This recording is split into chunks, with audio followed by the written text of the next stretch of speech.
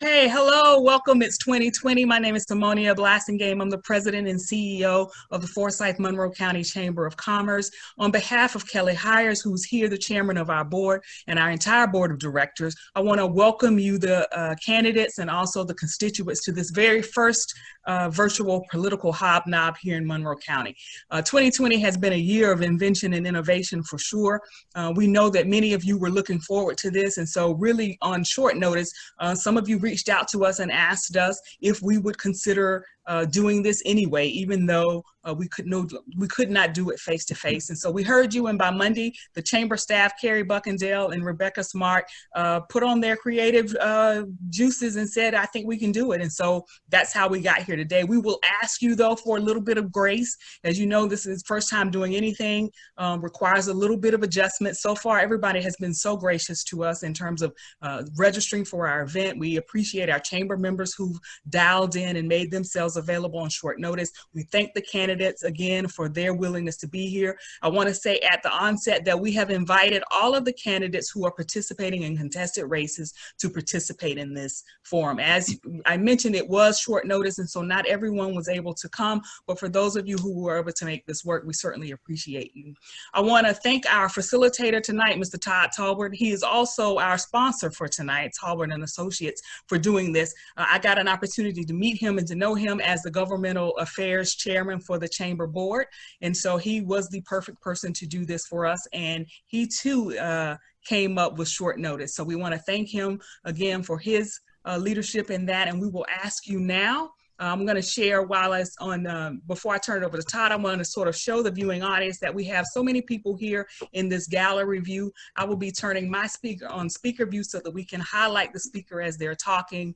But you in the viewing audience and that are online using Zoom, if you look up in the corner there, you should see speaker view of gallery view. If you want to see the Brady Bunch version, you can do that, but you can certainly select speaker view, and that might give you a better viewing impression. So without any further ado, I'd like to turn it over and introduce Mr. Todd Talbert. Thank you for being our facilitator tonight. Over to you, Todd.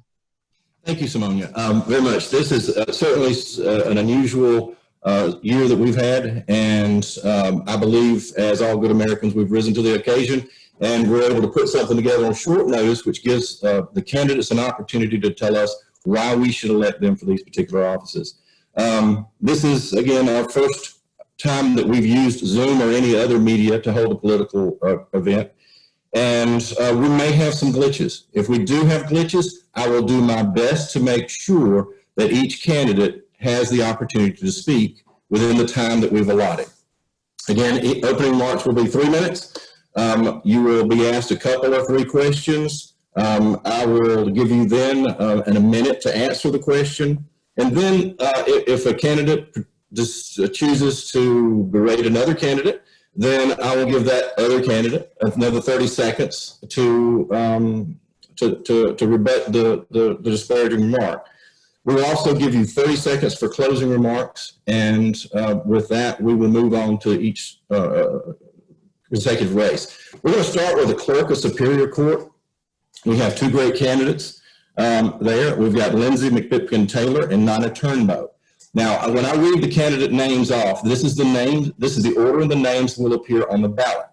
But we have drawn names so that everyone has a fair opportunity to either go first or second. We didn't want to make that decision because some people feel that either going first or last has its advantages. So while the candidates were online, we drew the names so they could see, and we have that listed out, and we will follow that order as we're going down. We'll start with Clerk of Superior Court. We'll go to Coroner. We'll go to County Board of Education District 2. Then we'll go to Board of Education District 4, County Commission District 2, and then the County Commission Chairman's race. So to start us off, Nana Turnbow, your name was drawn first, so we'd love to hear your opening remarks. Okay. Good evening. My name is Nana Turnbow. Born and raised in Monroe County. 1995 graduate of Mary Persons High School. I'm married with 2 kids, ages 9 and attend, well, they did KB Sutton, and one going to middle school next year. They both are at Monroe County Recreation Department. My parents are, Nina and Pete. Can y'all still hear me? Yes, we can hear you. Hello? Yes, can you hear us, Nina? Can y'all hear me? Hello? Okay, I don't know why. Nina? Now I can. I just completely went out. Okay, so we're readjusting your time. All right, so my parents are Pete and Nina Phillips. Here, I have 20 years in security. Can you hear me? Hold on. Yes. Okay. What did you hear last? You said you had some, any of it? You said you had some experience in the job. Did you hear some of it? Yes. Okay. I have 20 years in Superior Court, 18 and a half in Monroe County, a year and a half in Correct. I have 18 and a half in Monroe County, and I have a year and a half in Butts County, and I have a year in a private law firm, and I also have a year and a half in Department of Corrections. Can you hear me? Yes. Hello. You got me?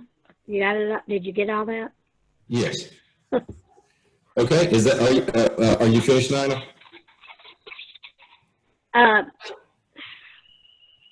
Yes, I guess. Yes. Okay. That's fine. That's fine. We'll have some more opportunities. Thank you, Nina. Lindsay Taylor. Hi. Hey. Hey, just want to say thank you to the Chamber and Todd Tolbert for putting this on for us. My name is Lindsay Matt Pittman Taylor, and I am running for Clerk of Superior Court. I am the daughter of Paul and Barbara Matt Pittman. I have 3 beautiful children, Ava, Ellie, and Luke, who all attend Monroe County schools. I've been married to my husband for almost 15 years now, and I'm currently working at Monroe County Superior Court Clerk. I have been here a year, and since I've started, I actually have shadowed Miss Lynn Ham to learn her aspect of the clerk's office. We have actually, speaking of Zoom that we're on now, we have actually had to do that a lot in changing our court procedures that we go through. We do our civil and our criminal now on Zoom, so I am used to this.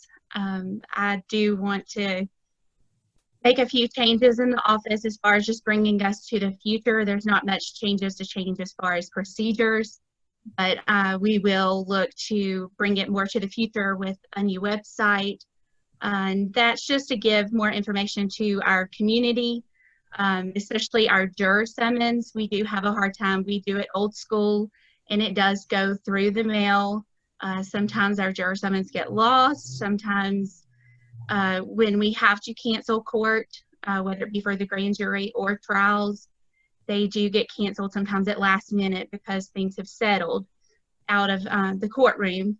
So we do have to mail out those cancellations, or the jurors actually show up on the day of, and we go through the roll call and then we send them home. So having this social media and a website would actually help to get the communication up to date with them and let them know ahead of time before making them make the trip. So it'd be a little bit more convenient for the community. And that's about it. So nice to see y'all, and thank you. Okay, thank you, Lindsay.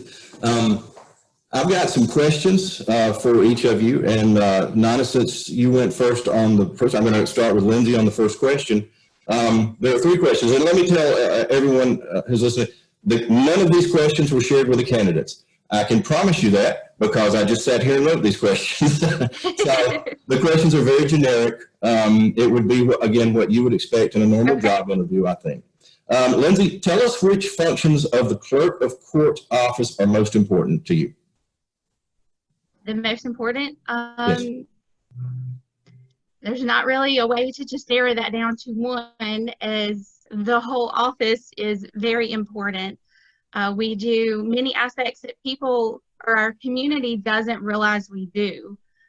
You know, we are in control of all the real estate records. They're recorded in our office. If there's a mistake in that, then that can cause a lot of trouble for everyone.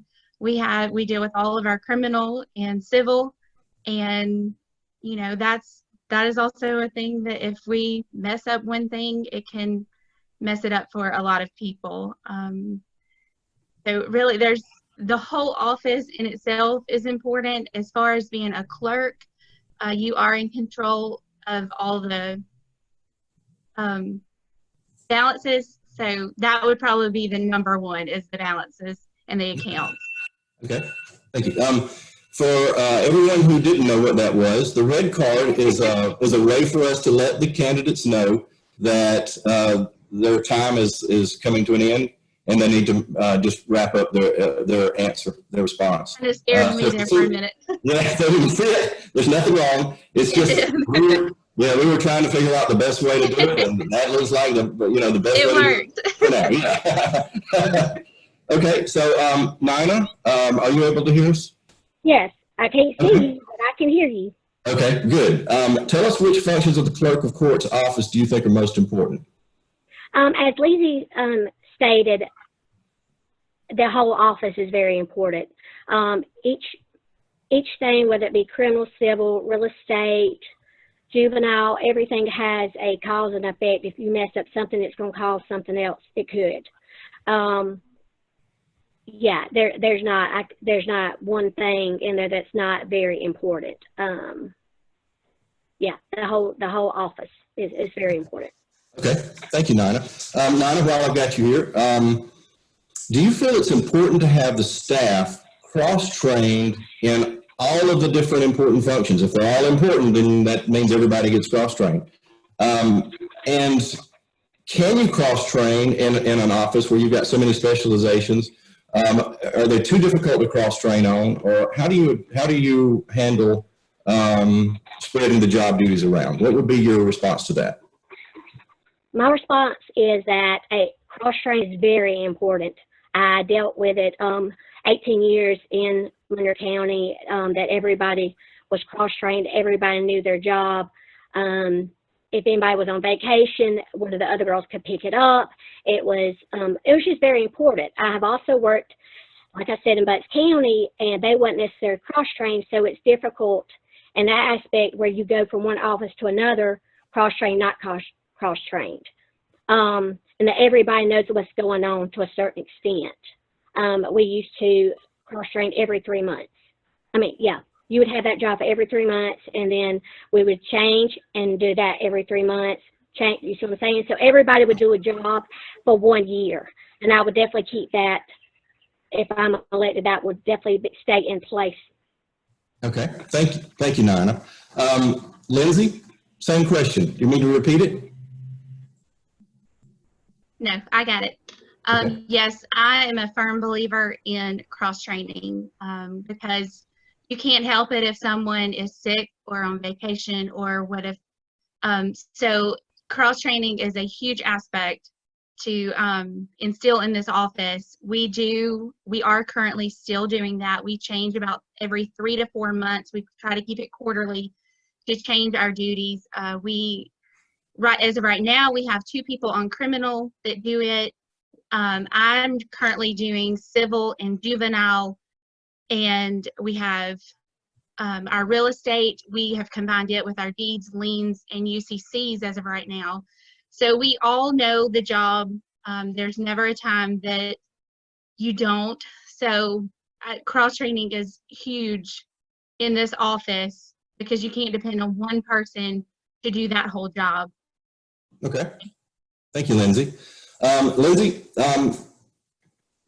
give it a second to pop back over to you. Lindsay, what do you feel you could do to improve the efficiencies of the office?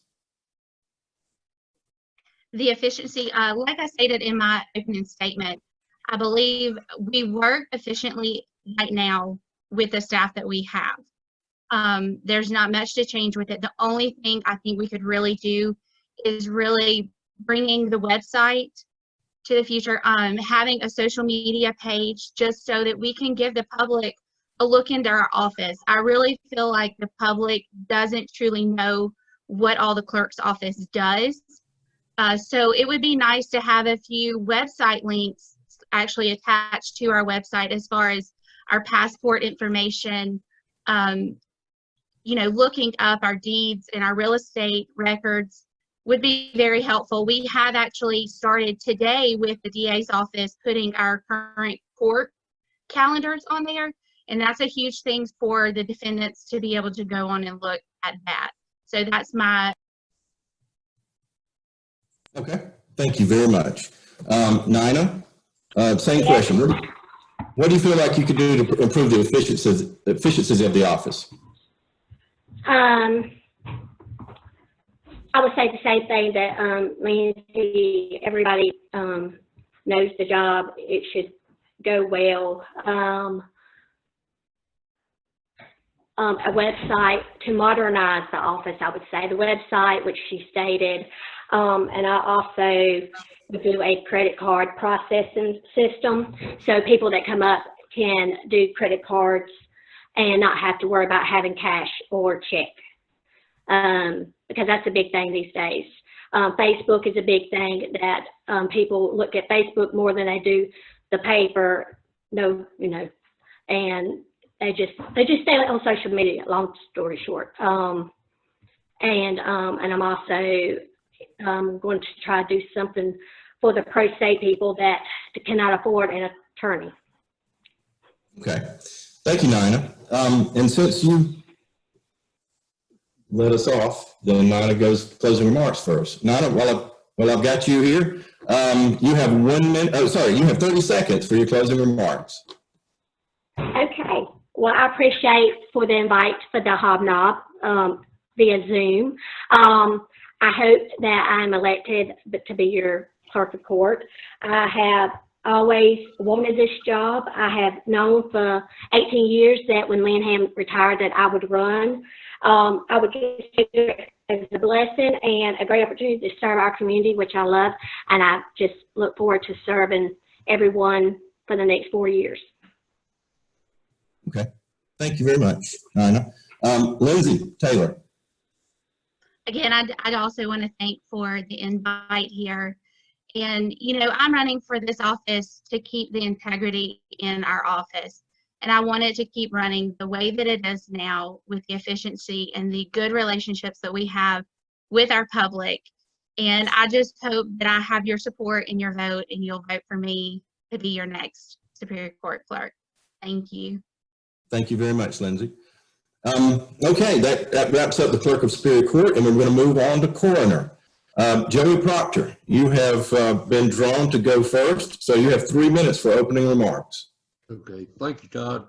And thanks to the Chamber for hosting this and the people that are listening in. I'm Joey Proctor, basically a lifelong resident of Monroe County with the exception of about 3 years.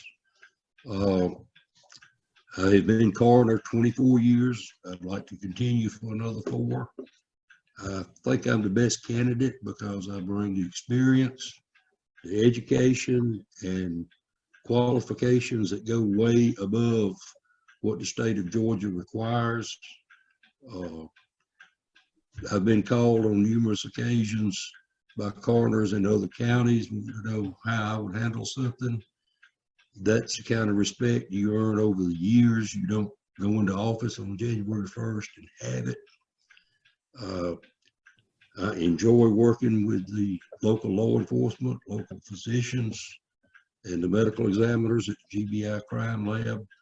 I have a good rapport there, a trust that has been built up again over years of service, that they know when I tell them something that it is the truth and the best information I can give them. I feel like my background as an emergency medical technician, that knowledge helps me talk to people like Jeremy, and he doesn't have to cut it all the way down to the grassroots. I understand a lot about physiology, terminology, mechanism of injury, all that came from my EMT experience. It's not taught in coroner school. There's a lot that is taught, but it's mainly the legalities. I think I have served the people of Monroe County faithfully, honestly, and professionally for these 24 years, and I look forward to serving for 4 more years. Thank you. Thank you, Joey. Randy, you're up. Hey, thank y'all for the invite. I'm Randy Englett. I've been married to my wife, Lisa, for 19 years. I have 3 kids, Jonathan, Garrett, and Elena. All attended Monroe County schools. I've been back in Monroe County since 2000. Retired from the fire service, been in fire service for 38 years. I'm now a funeral assistant here in Monroe County. And I just feel like it's time for a change in the coroner's office. And, you know, it's like every office needs a change. And I think I can fill in as a coroner. And with my experience throughout my years with the fire service and with the funeral home, I think I can do a great job as a coroner. And I'm just asking for everybody's support to elect me in on June the 9th to be the next Monroe County coroner. Okay, thank you, Randy. While I've got you, I'm going to ask you the first question. They're going to be very similar to the questions that the clerk of court has. Pretty much, a lot of people don't know all of the functions of the coroner's office. So in a minute, tell us what functions the coroner office plays and what maybe highlight the most important ones that you feel like you bring your strengths to. Well, the coroner's office plays in the role is, you know, investigating suicides, homicides, any accident, and any unnatural cause. And I believe that, you know, with the new coroner, they could be more professional and conduct investigations more thorough than is going on. And, you know, I've learned a lot in my years of the fire service. I've been on many different calls, many different scenes, and, you know, I see a lot of stuff, and I believe that if I'm elected coroner, which any coroner should do it, is you know, put the family first along with the situation, and, you know, help them grieve as they've lost a loved one. And I just think that it's time for a change, and we need to add a little bit more professionalism to the coroner's office, and we need a coroner's office. At this time, there's not a coroner's office in the county, and all records should be kept in a secured, locked county facility. Randy, thank you. I missed the cue, but your time's up on that question. Thank you. And I'm going to use my discretion. And Joey, I'm going to you've got 1 minute to answer the same question, which was tell us a little bit about the coroner's office and what functions of it are most important.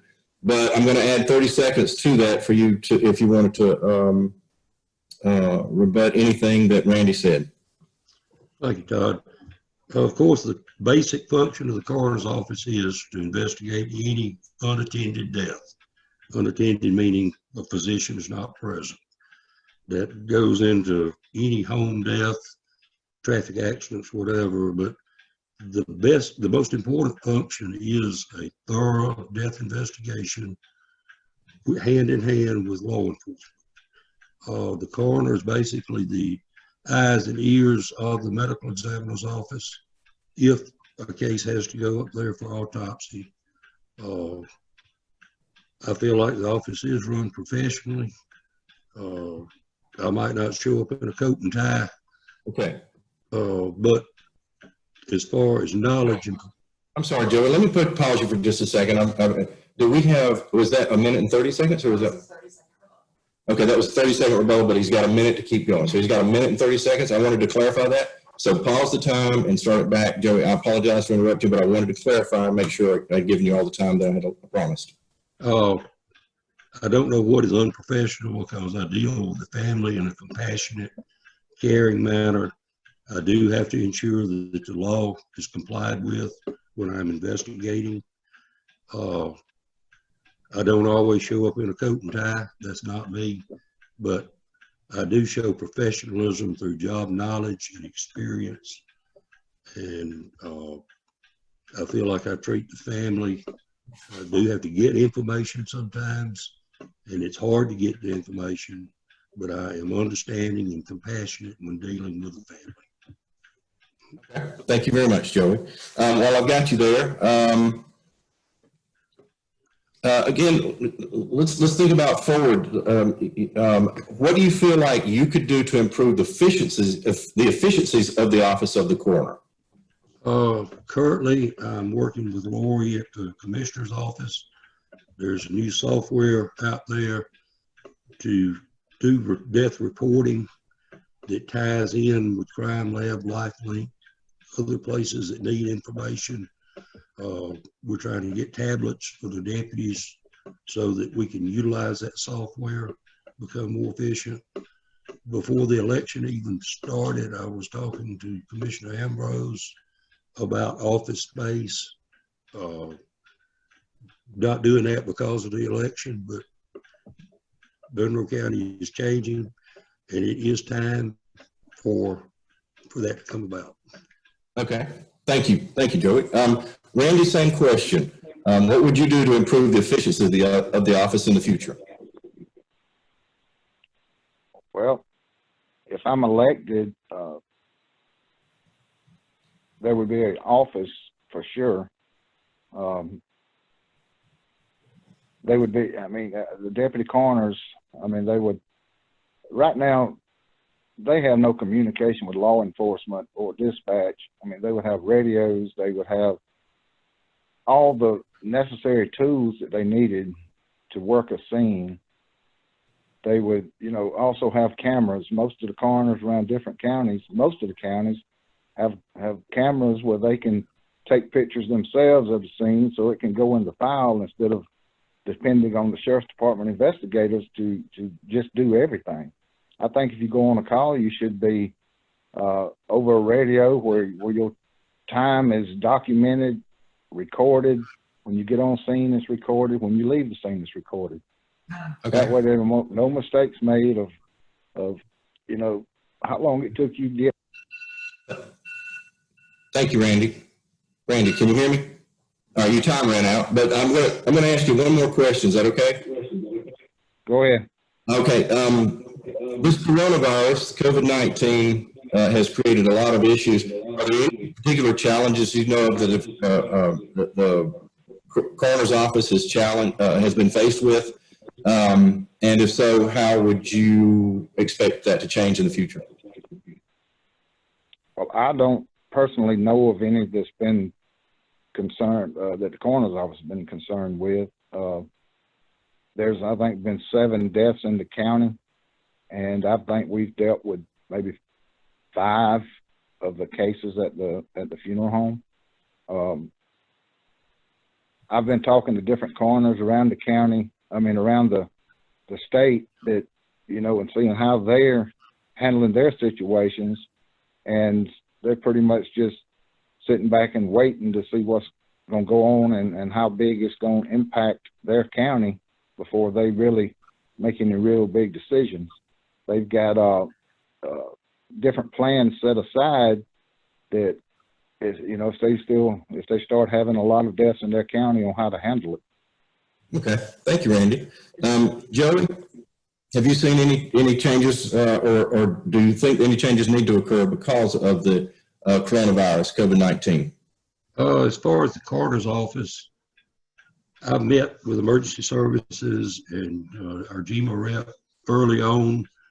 We have plans for mass fatality or mass deaths as far as morgue space. I had to order additional body bags, but backlog, they haven't come in. I've only had one case that was suspicious enough that I actually had to do a test and send it to the Department of Health. But so we jumped on it way ahead of time and got the plans in place. Luckily, nothing's had to be implemented. The funeral homes, if they start seeing they're about to be overwhelmed, we can pull the trigger and within a matter of hours have our plan implemented and something set up and going. Okay. All right. Thank you, Joey. Since you started off, you get to do closing remarks first. Joe, if you'd like to give us 30 seconds closing remark. Again, I'd just like to be coroner for 4 more years. I feel like I'm the best candidate. I am professional and compassionate. I am working to bring the office, not that we're behind, but up to speed with the new technology to keep moving forward. And I just feel like I would be the best candidate to remain in office. Thank you. Thank you very much, Joey Proctor. Randy England, your closing remarks? Yes, I'm just asking everyone to elect me on June the 9th to be the next coroner of Monroe County. I think I'm qualified for the position. I think I've got experience for the position. I think I've been very faithful to my county, my community, and I just ask everybody to vote on June the 9th. Awesome. Thank you very much, both of you, for running for the office. We're going to move on to County Board of Education, District 2. On the ballot, we'll have Priscilla Grant-Doster and Jamie Farrow. We drew Jamie's name first, so Jamie, you get to open up you get to provide us with your opening remarks first, so please go ahead. Well, first, I would like to thank the Chamber for hosting this. I would also like to thank every candidate that's on this.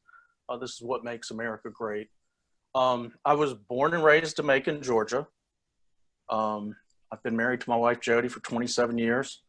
I have 2 sons, Jim and David. David is a student at Mary Persons. Jim is a student at Emerson College in Boston, where he's studying American literature.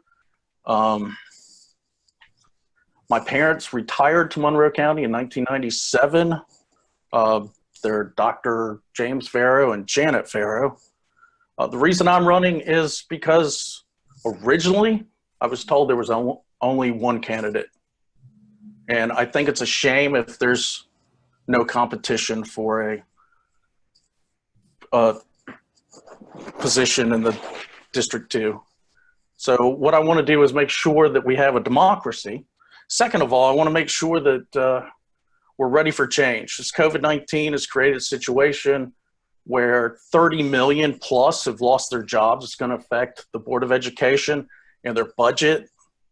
We're going to have to change, and we're going to have to cut things that are unnecessary before we start cutting things that are necessary. So we need to do that with surgical precision. The Board of Education is one of the reasons everyone here has their real estate values have increased in the last few years. It's an economic driver.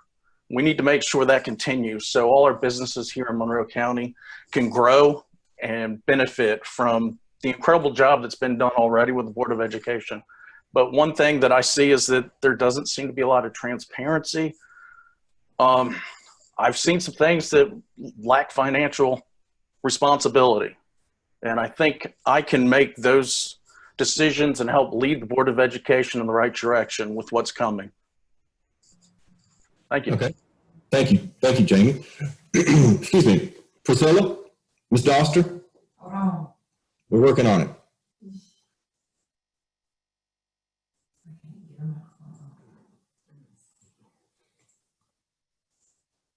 We're having some problems turning Priscilla Doster's microphone on from our end. Give us just a second for that.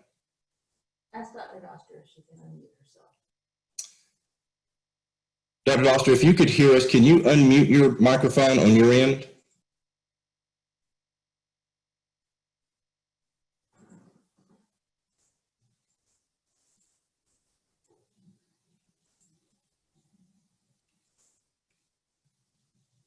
Simone, you try to unmute her. Okay, we're having problems unmuting Dr. Doster. So while we're working on that, I will give her ample time, if that's okay with everyone. I'll give her ample time if we can get her back on, but in the interest of moving things along, I will, and I promise I'll do that. Jamie, I'll ask you a question. Since you're here, you can start with that one, and maybe we can have this fixed at that point. Perfect. All right, the Monroe County school system is one of the best in the state. What are some of the things, and you kind of addressed some of this before, but what are some of the things that you can do to improve it over the next 4 years? Well, I mean, one thing that I've seen recently, we're gonna build a park where Hubbard Middle School was. And then just the last meeting, we voted to go into deficit, hiring more faculty members. I would think that the best thing to do is hold that land where Hubbard was for a new school, because people are going to continue want to move to Monroe County because of our great school system. To honor what Hubbard was, we could name it Hubbard 2 and put a nice historical marker where it's at, instead of spending millions of dollars for a new place, for a new school. Okay, thank you, Jamie. I understand that we have Priscilla Doster able to join us now. So Priscilla, I would love to hear your opening remarks. Okay, thank you. My name is Priscilla Grant Doster, and I'm a native of Monroe County. I graduated from Mayor Persons High School, where I played basketball and tennis, was in the band, was active in many clubs, and was named Star Student. Both my parents graduated from Mayor Persons, as did both my children. One granddaughter has graduated from Mayor Persons, and my other 5 grandchildren are spread between Mayor Persons, Monroe County Middle School, and Hubbard Elementary. After teaching science in DeKalb County for 6 years, I returned home to Monroe County, where I served in central office leadership positions for 24 years before my retirement. The true purpose of a Board of Education is to provide opportunities for our students to be successful in school and to prepare them for success in whatever they do after they leave school, whether it be college, vocational technical school, military service, or directly into the world of work. I was elected to the Board of Education in the fall of 2017. Let's look at growth that has taken place in 4 areas since I joined the board: performance, safety, facilities, and finance. The state of Georgia measures school system performance by the College and Career Ready Performance Index. In 2017, Monroe County schools ranked 29th in Georgia. We've improved in each year, and this year rose to 9th in the state. To really understand just how well we're performing, you need to look at the percentage of economically disadvantaged students in districts. The top-ranked system has only 20.5% of its students identified as economically disadvantaged. 6 of the 8 systems ranked above us have 25% of less. Monroe County's rate is 54.6% economically disadvantaged. One of the keys to the success of Monroe County school system is our focus on hiring and retaining excellent teachers and administrators. We provide professional learning opportunities for training for all of our personnel. We enjoyed a relatively smooth transition in the start to alternative learning on March 13th because we already had a plan in place for distance learning, and our teachers have been trained and developed instructional plans for just such an occurrence. Equal to our concern for student knowledge and skill performance is our care and concern for student and personnel safety. 2 additional school resource officers and a central office safety supervisor have been added since I joined the board. Our 5-year facility plan is reviewed each year and modified as needed. Since I joined the board in 2017, we have renovated and updated Hubbard Elementary, Mayor Persons, and Monroe County Middle School. The Board of Education is made aware of all proposed facility and grounds changes. These are fully vetted and explained to us with opportunity for questions and suggestions before votes are taken for board approval. One of the areas always of concern to the public and to the board is the area of finance. Our system operates on a budget of $48.6 million a year. There's not a lot of flexibility in that because 89% of our system budget is in personnel costs. In the 3 years since I joined the board, we have not increased the millage rate. In fact, the millage rate for the Board of Education has decreased each year. Can you hear me? Good financial audit reports testifying to the board's effective and efficient stewardship of school systems. Yeah. Priscilla, can you hear me? Ms. Doster? Can you hear? Okay. All right. Thank you. Unmute her now. Let me ask you a question right quick. Unmute her again. Oh, hang on. We've got a mute problem again with your microphone. Can you unmute your microphone? Let me see if I can. Nope. Okay. You can hear me? Oh, yes, ma'am. We can hear you now. Thank you so much. I asked a question to Jamie a while ago, and I'm not sure if you heard it, but the Monroe County school system is one of the best in the state. We're very proud of that as the citizens and proud to support you. But what are some of the things that you can do to improve the school system and the Board of Education in the next 4 years? I think in my position as a member of the board, it's not anything that one person does. It's the board cooperating. The 7 members of the board work together. It's our responsibility to learn as much as we can about what's going on, what needs to be done, to explore various options for improving, whether it be instruction, facilities, or training, or whatever. And as a member of the Board of Education, I consider it my responsibility to be as knowledgeable as possible about that and to work with other board members to see that we do the best possible for the children of Monroe County. Thank you very much. Priscilla, while I have you on the phone, I have one more question. What do you think the biggest challenge facing our, can you hear me? Oh, she's muted again. Hang on one second. Okay, I got it. There we go. Awesome. What do you think the biggest challenge facing our school system right now? And what would you do to address that challenge? Well, the biggest challenge I think facing our system right now is the word from the governor that there's going to be a 14% decrease in funding. Now, we don't know exactly what area that funding decrease is going to be in, if they're going to be specifics. I think what I can do is to become as knowledgeable as possible about the funding decreases that are made, explore what and set priorities for the things that need to be done in the system to reduce our funding, because we know the less funding is coming. Okay, thank you very much. Jamie, same question. What do you think the biggest challenge for our school system is going to be over the next few years, and what can you do to address that challenge? Well, it is going to be our budget cuts. That's going to be one of the hardest things we're going to have to do, and manage it in a way that we maintain our ranking in the state's school systems. One thing that Dr. Doster mentioned was that one of her biggest concerns was safety.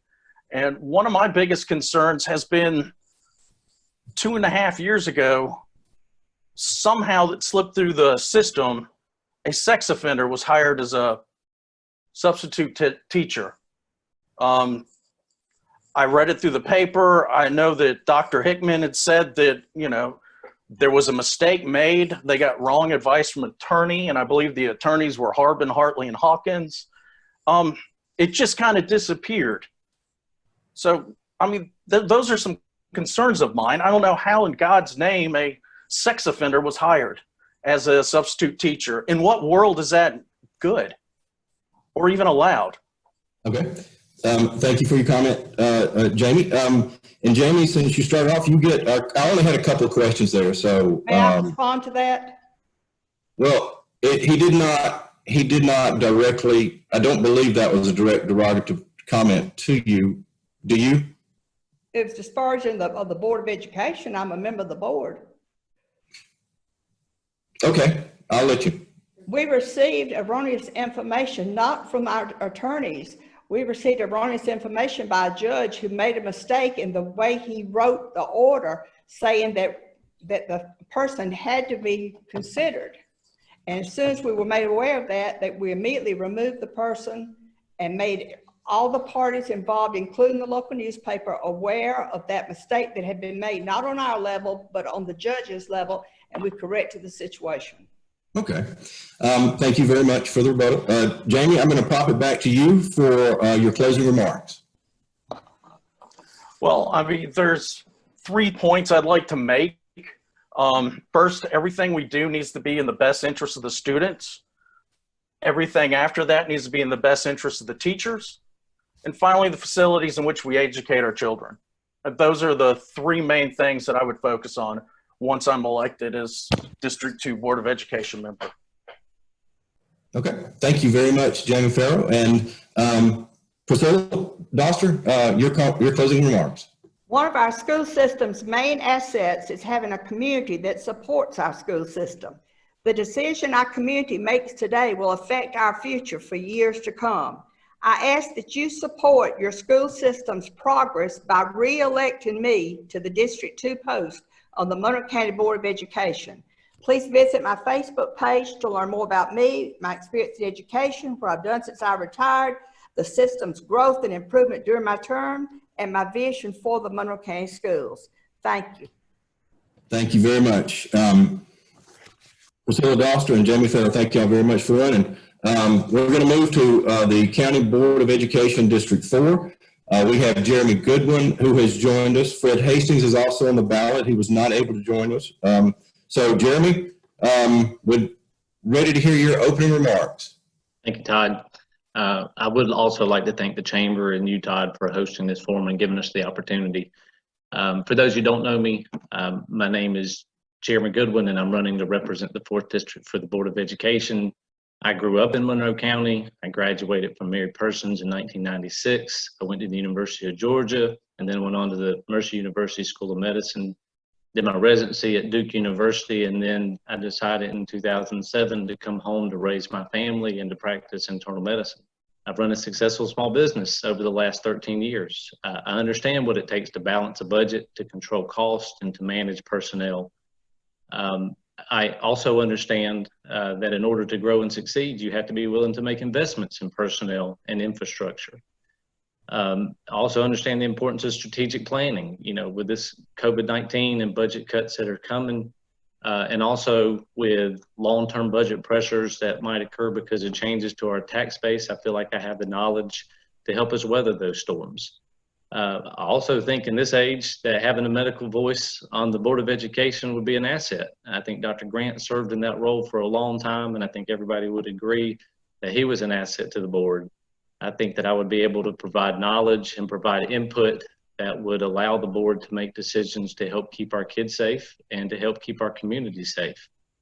I have 2 children that go to Monroe County schools currently. One's going in 9th grade, one's going in 7th grade. I have one that will be entering into pre-K soon.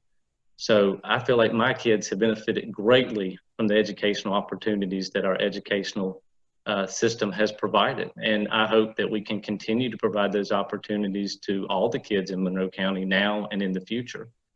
As a board member, our mission should be to provide that strategic framework to allow our schools to succeed. We currently rank high in the state, as everyone has mentioned, 9th, which, as Priscilla noted, if you look at where we're starting from, that's fantastic. And our job should be to continue to succeed and make sure that we strive to be even better. To that end, I believe that our focus should be on reaching kids early, to focus on investing in reading, writing, and math so that our kids have that foundation to succeed in school as they go forward and as they go into the workforce. I also believe that we need to focus on both vocational and academic tracks in high school. We need to prepare our kids to enter directly into the workforce if that's what they choose to do. We need to prepare our kids to go to college and succeed if that's what they choose to do. Both vocational and academic tracks are important and both deserve our full support. I'd just like to also say I have thank you for your support, and I'm dedicated to making our schools as best as they can be. Okay, thank you very much. What are some of the things that you think you can do over the next 4 years to make this a better school system than it is already? Well, that's a great question. I think that the one I mentioned is having a medical voice on the board. I think could only be an asset, especially with what we have going on now and also what's maybe coming down in the future. I think that running a successful small business has prepared me to help with the board with budget issues going forward. I also think that my main focus will be with working with the other board members. I want to help solve problems, not be the cause of problems. Okay, thank you. What do you think the biggest challenge facing our school system is right now, and how would you address that challenge? Well, I mean, obviously the biggest challenge we have right now is COVID-19 for the schools, for the state, for the national economy, for everything. I think having, being able to place input into the board to help them safely navigate this pandemic and to help open things back up in a safe way is the most important thing I can do to help. Okay, awesome. Thank you very much. Those are the two questions I have. Now you have 30 seconds for closing remarks. Well, I think I hope I said it all already. I would appreciate the support of the 4th District to serve my constituents on the Board of Education. Okay, thank you very much, Dr. Goodwin. We'll move on to the County Commission District 2 race. I'm sorry? I'm sorry, I had comment in the background, but we are moving on slowly to the County Commissioner 2 district race. On the ballot, we have Donnie Mercer and Eddie Rowland. Eddie Rowland's name was drawn to go first for opening remarks. Eddie? All right, you got me? Yes, you're here. Okay, I'm Eddie Rowland, District 2 Commissioner. I've been a District 2 Commissioner for 3 years. I grew up in Macon, graduated from Southwest High School, and then graduated from the University of Georgia in '88. I own a real estate and an HVAC business. Been in Monroe County for 27 years. I'm married to Kathy, who is a local real estate agent here in Monroe County. Katie is my daughter, and she is a school teacher with Monroe County, teaches Spanish. And my son Carson is a firefighter with the Monroe County Fire Department. So we're pretty much embedded. I go to church at Mount Zion, and I love living in Monroe County. I do want to say that we are not the same type of government that we were when I started. We're managed by qualified staff, county manager, finance department, IT head, and a host of other personnel changes. These changes that we've done have taken the day-to-day operation and put it in the hands of capable professionals. What that does is allow us as commissioners to explore new opportunities and set policies and manage budgets, things that we should be doing. We've actually been able to generate contingency money in the amount of about $2 million at the lowest point. So we don't have to worry about borrowing money each year to pay our bills. We've kind of transformed from a reactive government to more of a proactive, and we can improve so much when we become proactive. One of the things that I am doing is this summer, I, along with a staff member, are going through a Lean Six Sigma management training program. It's a pretty intense class. It's 8 weeks. It's going to give us a methodical, calculated analysis and approach, how best to improve things, how to get that emergency call there just a few minutes quicker, how to get that ditch cleaned out a day earlier, and when to expect someone there, how to get emergency information out quicker, ball schedules out sooner, pay online bills. These are just a few of the things that we can use to improve service, reduce downtime, increase efficiency, and hopefully save money. Of course, we still have things with road department, rec department, fire and rescue, water expansion, internet expansion.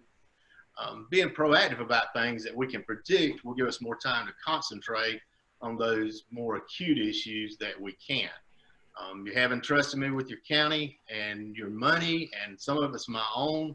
I'm willing to give it one more term. If you are, I ask for your prayers and your support in that order, and I'm ready to go to work. Okay, thank you, Eddie. Donnie? Good evening. How y'all doing today? I hope you're doing well. Welcome to my home. I'm Donnie Mercer. I have lived in Monroe County my entire life. I live out here at 1747 Montpelier Road. That's where my granddaddy and my mom and dad, grandmama, all of us grew up at. They embedded in Monroe County since the early 1900s. They worked at the cotton mills, done that good stuff. I got lucky and I got moved into public safety and into public service life in my early ages in 1979 after I graduated from Mayor Persons in 1978. I'm married to Stephanie. We've been married 15 years. I have 5 kids. I got 2 adult kids. Both of them live in Monroe County, and got 3 grandkids by them. And I got 2 smaller kids, Caitlin Ashland, which is going to Mary Persons. Katie is going to high school this coming up year. They're both honor students in all kinds of bands and stuff of that nature. I am a conservative Republican, without a doubt. I look at all our aspects of what we've been doing. We have a lot of improvements. Proactivity is what I stand on.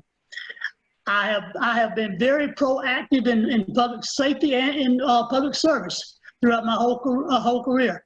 I had the honor in 2003 to work with Governor Perdue, along with state legislators in the GMO operation, to put the first urban search and rescue team up and operational in Georgia.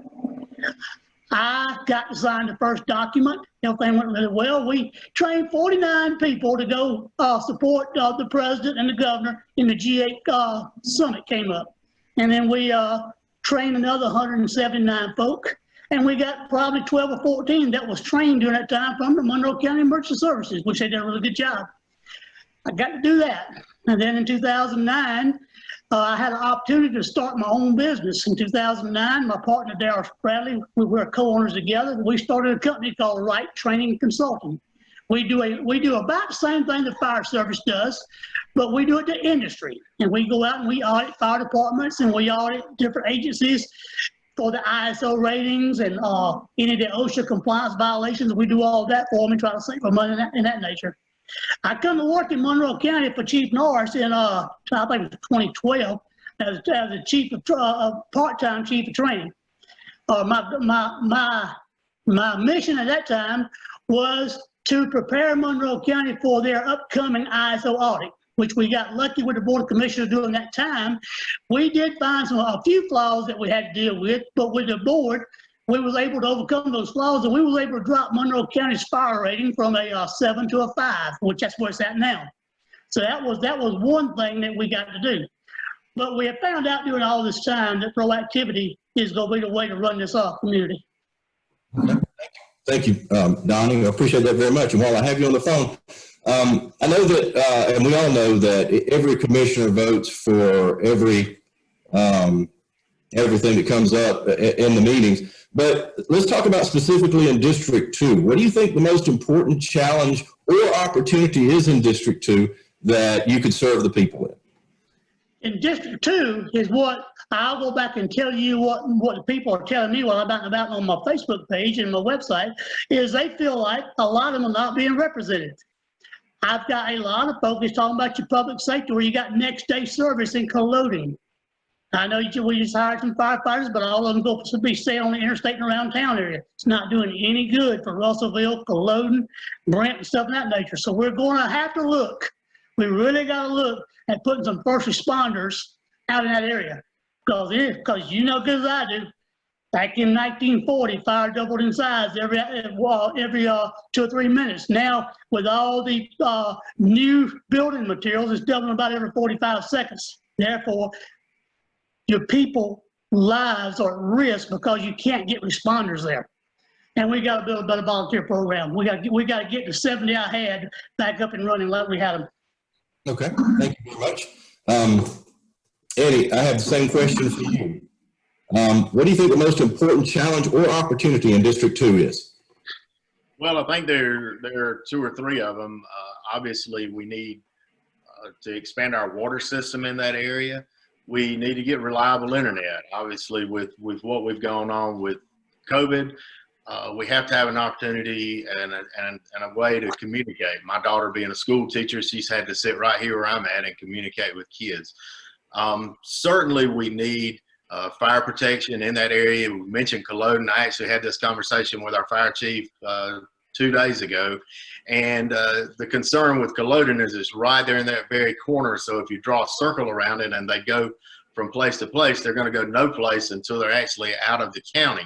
So we're looking at a more strategic area to locate it, but to be able to get to Galodon and certainly in a quick time.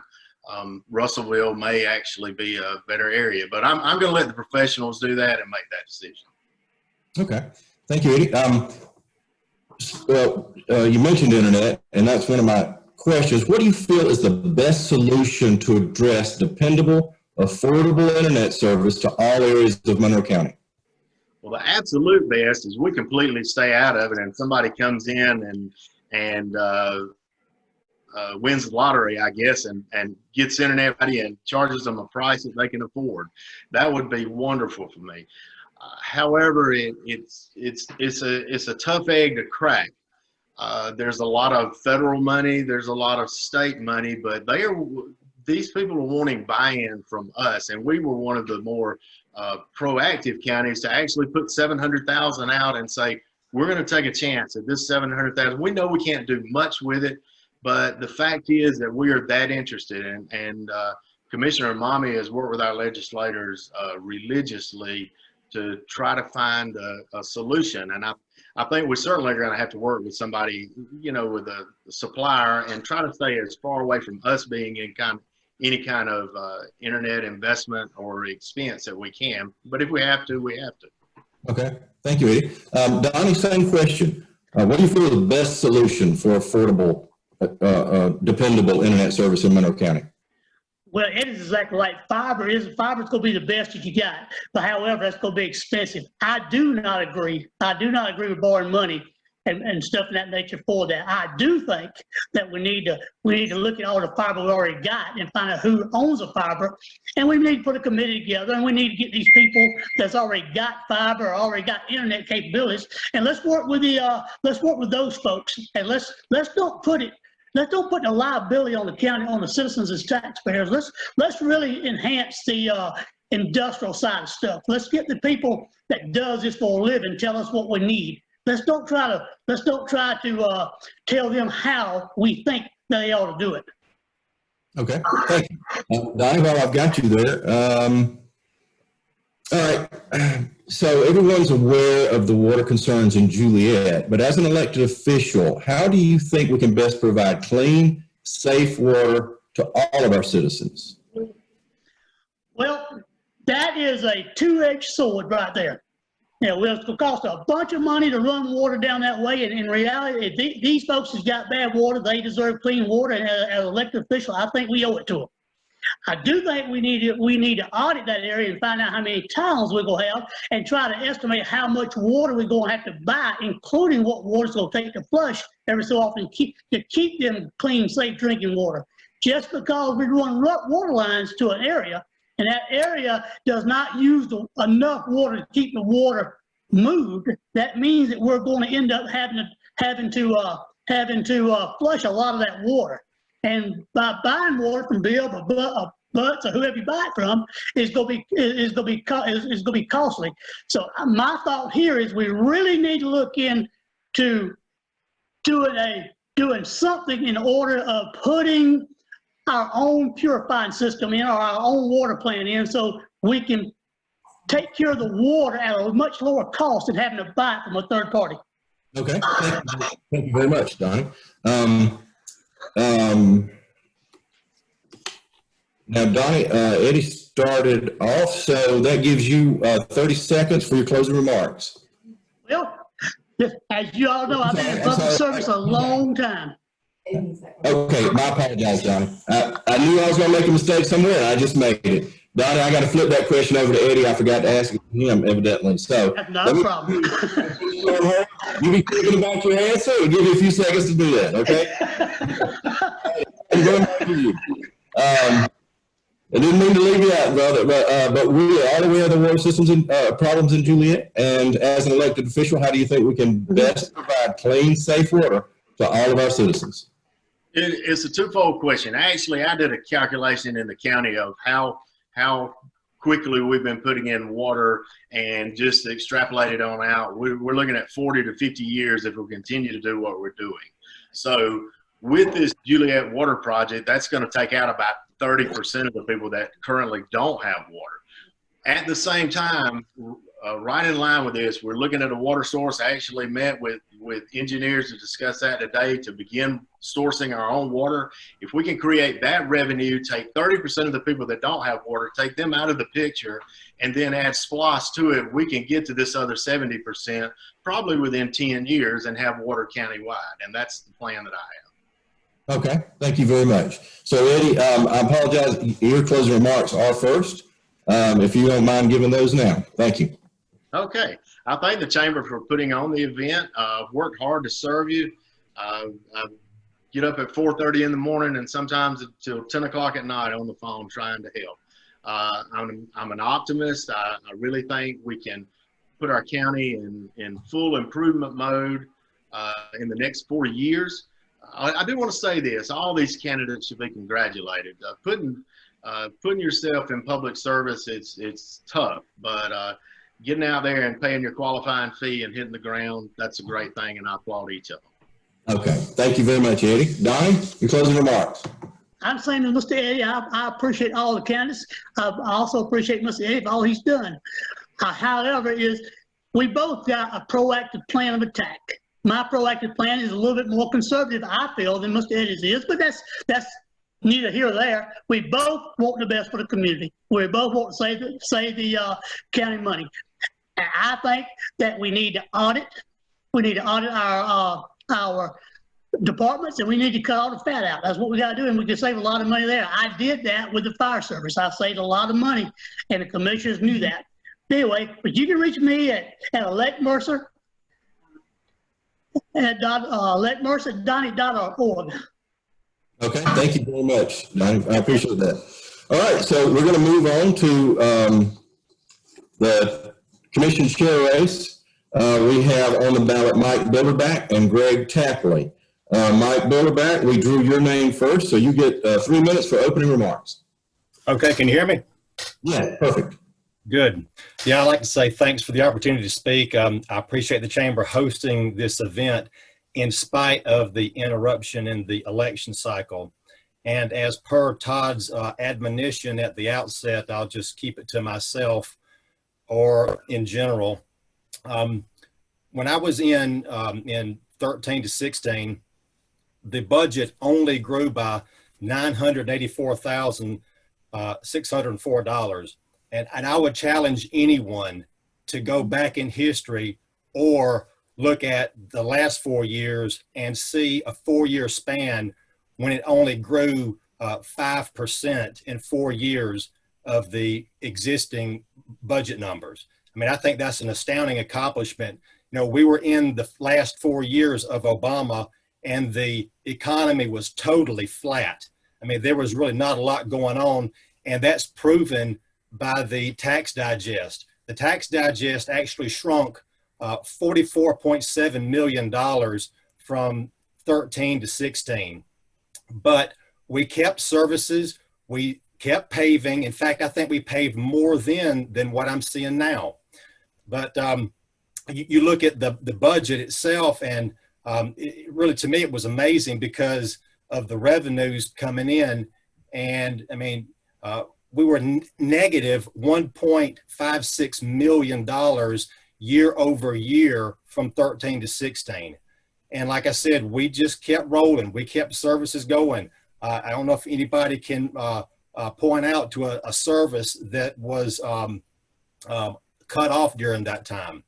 And if you go back further than that, in some of my experience, back in 09, we reduced the millage from 11.2 to 9.4. I mean, anybody ever heard lately of any millage reductions? No. I mean, with all the money coming in now in 17, 18, and 19, the millage has actually gone up. But back then, I mean, we're talking about the Obama recession. We didn't even issue tax anticipation notes. From 08 to the rest of the time I was there were no short-term borrowing. I challenge anybody, go back and look in the audits. That doesn't exist. It'll show up in the audit as short-term borrowing. And some of the questions has already been asked about water, and I'm anticipating that coming, but you know, I have a professional water license. and I can help guide that situation because I had already been working on getting the treatment plant 15 years ago, and I can really help guide it if we're going to use that withdrawal point. Okay, thank you, Mike. Greg, you have 3 minutes for your opening remarks. Hang on, we got to unmute Greg. Do it again. There you go. Okay, so your time starts now, Greg. Thank you, Todd, and good evening, everyone. I'd like to thank the Chamber of Commerce for hosting this event and working out the logistics of meeting.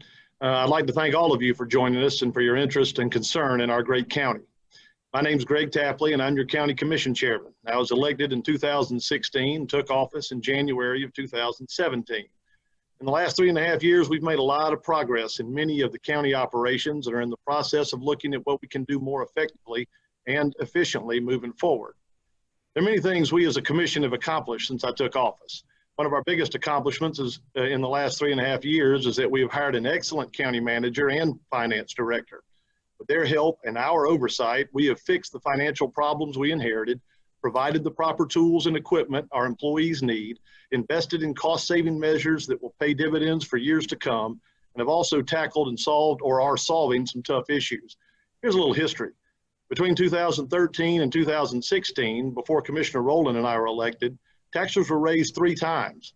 They also had to borrow money every year from 2013 to 2016 to make ends meet.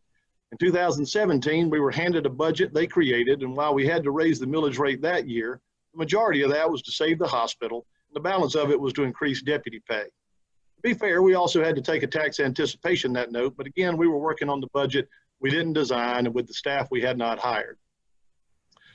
In 2018, we kept the millage rate the same and didn't have to borrow money, and in 2019, we were able to lower the millage rate slightly. This year, we project that we won't have to raise the millage rate at all and definitely will not have to borrow money as we finally have solid cash reserves for emergency situations. We've been accused of spending recklessly. I welcome your inspection of purchases like new mowers, motor graders, and excavators. I also invite you to chat with Commissioner Rowland about our energy savings plan. While it's a sizable expense, the annual savings we get in lower electricity and maintenance costs completely justify that investment. Finally, we have a few problems we are working on currently that will benefit our residents. One is the water contamination in Juliet, and the other is the lack of reliable broadband internet in the rural areas of the county. We have advertised for bids on phase 1 of the waterline project, and once the contracts are let, you can see water down Highway 18 to Jenkins Road and around that area before the end of the year. As for internet, we are in discussions with at least 2 companies to utilize the SPLOST money you voted on. We know of one company that's been awarded a USDA loan to put fiber around a good bit of the county and has already begun installing it. The team I lead is doing a great job of managing your tax dollars, providing services, and responding to the needs of our Monroe County residents. With your vote, I can continue to lead that team for the next 4 years. If you have additional questions or concerns or need more clarification, please don't hesitate to contact me. Okay, thank you. Thank you, Greg. I appreciate that. Well, I've got you. Now, probably time constraints. We didn't have a lot of questions from the business community, but I'm gonna change some of the questions up right quick. This is me doing it on the fly. But let's talk about, since the Chamber is sponsoring this, how do you feel the County Commission can best create an environment to attract new businesses and keep the businesses we've got here healthy? Sure. First, plain and simple, we keep taxes as low as they are and work towards getting them lower. We also try to do as much as we can to limit any regulation on businesses coming in. But at the same time, we also need to protect our residents. So we need to put those new industries and new businesses in the proper locations, like our industrial park down on Rumble Road. And we're also looking at some other, through the Development Authority, are also looking at some other locations to create a new industrial park. Okay, thank you very much. Mike, same question. Repeat the question, please. Okay, so since this is a Chamber of Commerce sponsored event, what do you think that you could do, or how do you feel the commission can best support the business community, creating an environment where businesses thrive, but also attracts new industry, new businesses? Yeah, I think one of the main things is we don't need to talk about business licensing, which would end up turning into a search for personal property revenue. Because when you start that, you're going to cause a lot of people to not only not bring their business here, but they're going to take their business elsewhere. And that was very worrisome for me, because if the finances are so great, you know, we're talking about borrowing. If you go to a commission meeting, it's almost inevitable you're going to hear talk about borrowing money. And we're supposed to have all this money. I'm sitting there looking at a note here, and the tax digest has increased $101.9 million from 17 to 19. So, you know, we've got all this revenue in, and we should be able to deliver better services that would attract businesses. But unfortunately, we're not. We're talking about debt all the time. Okay. Let me ask you this, Mike, while I got you here. I'm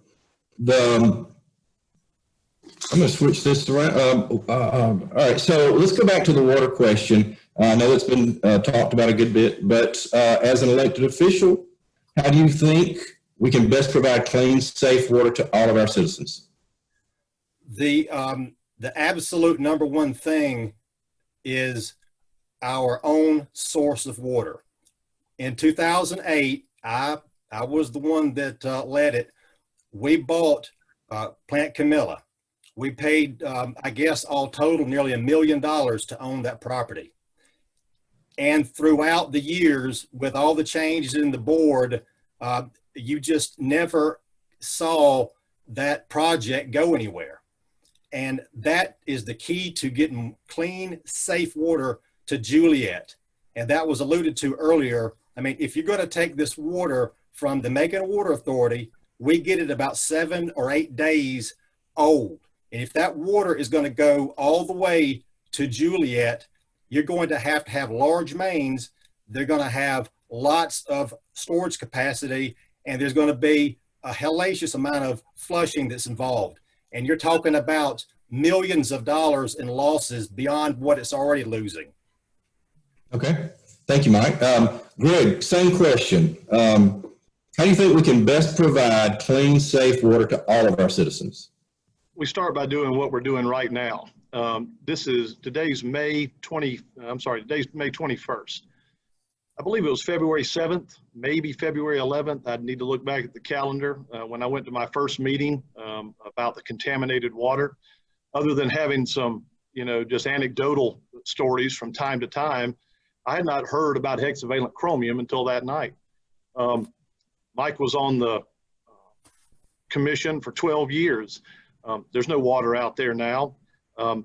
In the 3 months that we've had this problem, we've got the lines drawn out, the projects are being bid, and we're talking today about how to revamp Plant Camilla or to use that location to get our own water source, which is absolutely the way that you expand your water lines more quickly, more efficiently to the rest of the county. Okay, thank you, Greg.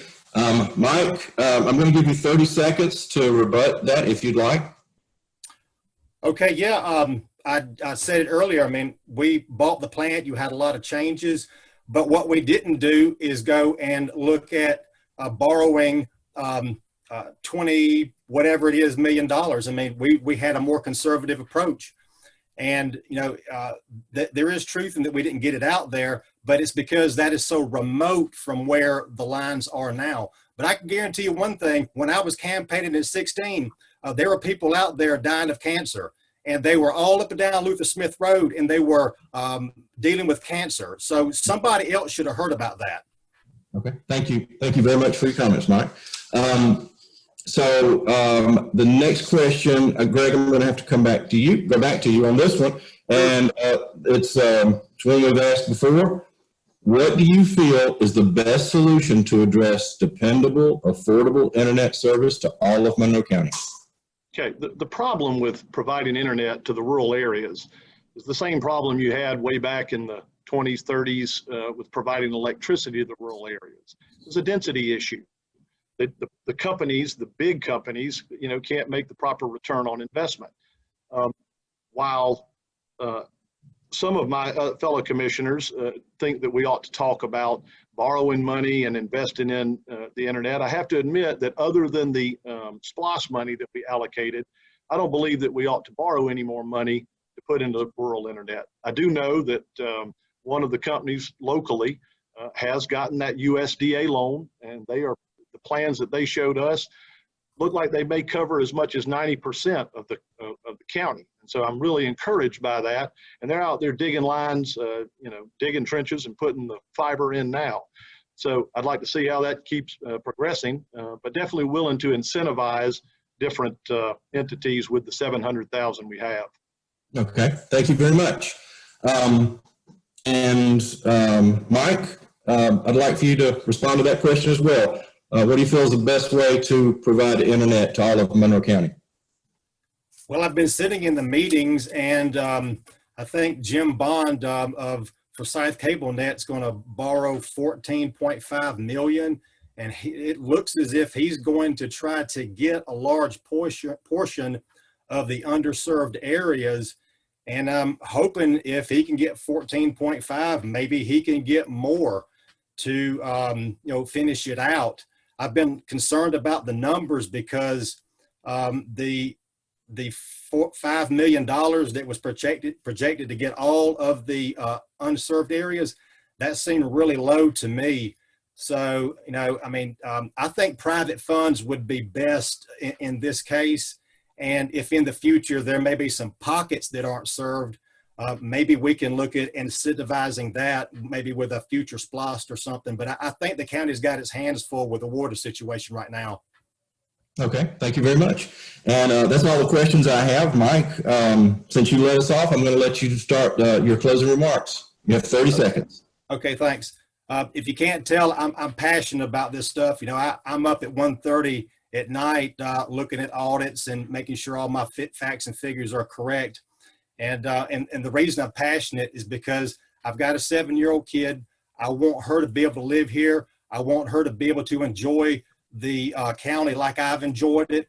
I'm very conservative with zoning. I'm conservative with money. I can't remember, when I voted to borrow money last time, but I want to leave her the county that I have today. Okay, thank you very much, Mike. Greg Tapley, you have 30 seconds. Sure. 24 years ago, I bought into Monroe County when I made the best decision I've made in marrying Fran Pittman, who grew up here in Forsyth. Our son Pierce was born here, was raised here, and is graduating this year from Mary Persons. We believe this is a great place to live and work and raise a family. With your vote, I can continue to keep it that way. If you have questions for me, please call me at 478-256-9277 or email me at votetapley@yahoo.com. I appreciate your time and interest tonight. Hey, thank you very much, Greg and Mike. We appreciate y'all's comments. And to all the candidates, thank you very much for your time. Thank you very much for offering yourself up for community service and trying to at least have the passion to make this a better community for all of us to live in. With that, I'm going to turn this back over to Simone for closing comments and instructions. Thank you so much, Todd. Congratulations. Get you a sip of water. Hope that your mouth is not too dry. You did a fantastic job facilitating for us tonight. I want to thank you for that. I also want to thank again the candidates for their willingness to do this, their willingness to answer questions. I certainly learned a lot from each of you. Tonight, what we're going to do, and for those that are in the viewing audience, if you will, that are live with us, are going to have an opportunity to have one-on-one time with the candidates. We have a situation whereby we'll have at least one person per candidate. 2 candidates will not have someone in this first round, but we will adjust that in the second round. We will give you 1 minute, 2 minutes in the room with a candidate to ask a question. As I reminded you, you'll have an opportunity to use your chat feature to share your email address if they're unable to answer a question for you. Again, if you end up in the room with someone who's sort of not in your district, for example, you're a District 2 resident, but you're in the room with a District 4 candidate, we just ask you to share some pleasantries for the moment, and then we will whisk you away in another room. So if everybody is aware of the Jetsons friends and seen the cartoons, we are there. I am going to do some Back to the Future time travel for you now and whisk you all away to a room, and you'll sort of watch people disappear from your screen. Watch at the top of your screen. You should see some instructions. I'll give you a 1-minute warning when it's time to move to the next rotation. Again, we'll spend 2 to 3 minutes in this way to give you an opportunity to meet the candidates. So with that, the room is now open. You should start seeing yourself migrate into the rooms. Enjoy those sessions.